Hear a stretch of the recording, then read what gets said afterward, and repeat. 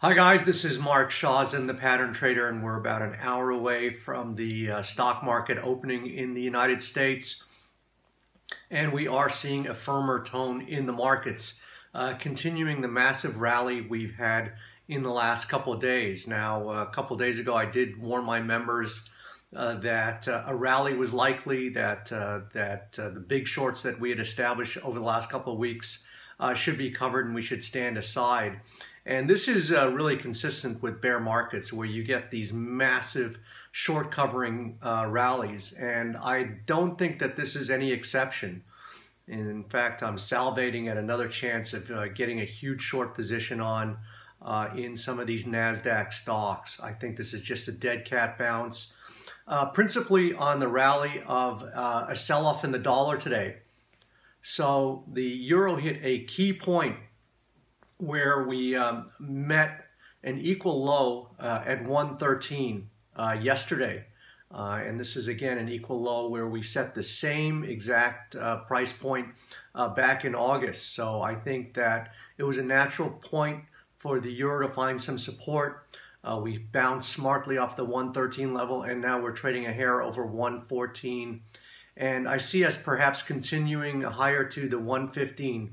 That would represent the neckline of a head and shoulders price pattern on the monthly chart. And I'm looking at a long-term monthly decline in the euro versus the US dollar. So I do believe that the rally we're seeing in the euro is nothing more than a dead cat bounce, and that I will be looking for a chance to get short the euro. Now, that being said, I just don't set an arbitrary price level, and then it gets there, and then I just wade in. I do look for the market to confirm what I'm looking at, and then I look for cover on my trades. I look for a form of insurance. So if my expectation is based on a structure, and then we see what I call a key reversal, where, for instance, let's say the euro goes to 115 and closes that day at 114.50. Then that would suggest to me that it's the reversal area that I'm looking for, that I have some cover. I have a protection that if I sell short with a key reversal bar behind me, then I have some measure of protection and I can assess my risk. So I don't just wade in arbitrarily at any price point. Now, again, with that same respect, I'm looking at a rally in the QQQs. The QQQs are an ETF that tracks the NASDAQ.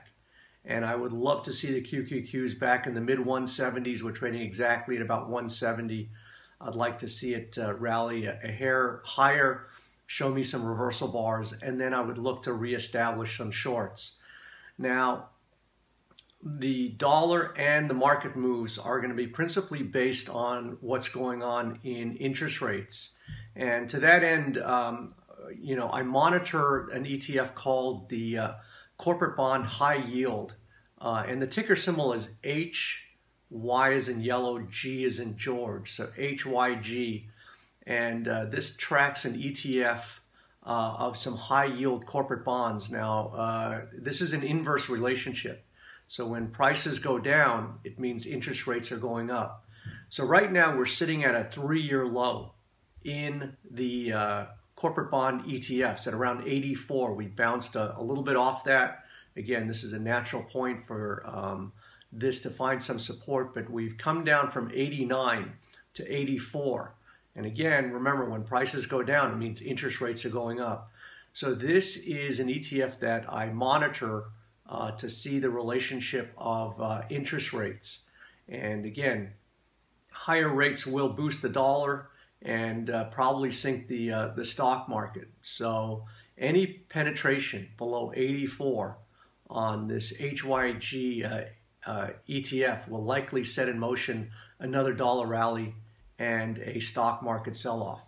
As I said, we found some support here, and that's why you're seeing the dollar sell-off and the stock market rally.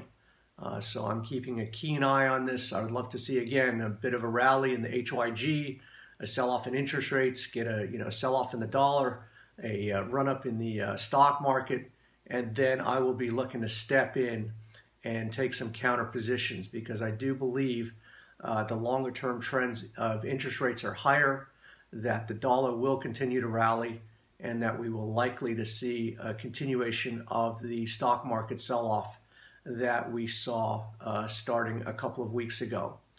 So that being said, keep your risk low, wait for your opportunities, and I'll keep you posted on my thoughts on market events going forward.